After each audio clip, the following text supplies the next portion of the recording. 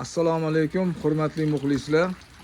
YouTube'dagi bir kuzatuvchimiz so'rabdilarki, men uyda echki boqaman. Echkilarim nuqul oxirgi ichiga oyog'ini tiqib oladi-da, iflos qilib tashlaydi. Bunga yechim bormi deb so'rabdilar. Men endi mendan shunaqa voqealar ko'p bo'lgan. Men nima qilganman shunga? Mana e'tibor qilgan bo'lsanglar, mana bunaqa profilli, mana mana trubaga va mana trubaga bolt bilan qotirib qo'yganman, pod uklon qilib.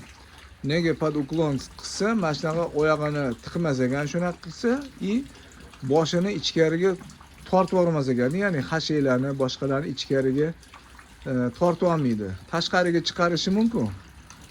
Oxirdan tashqariga to'kishi mumkin, lekin ichkariga to'kmas ekan. Mana shunaqa holat, mana e'tibor berib qo'yasizlar. Xo'p, endi men bu yoqda shu temirlarni olib tashlaganman.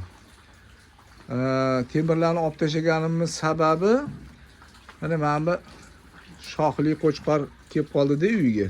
Men shuni hisobini qilmagan ekanman. U boshini temir orasidan tiqaraganda qaytish chiqishga u masala ekan, ilinib qolar ekan shoxiga. Shuning uchun vaqtincha endi u temirlarni olib turibman. Keyingi qo'y sotib oladigan bo'lsam, bunaqa shoxli qo'y olmas ekanman degan xulosaga keldim. Shunaqa gaplar, birodarlar, taninglar sog' bo'lsin.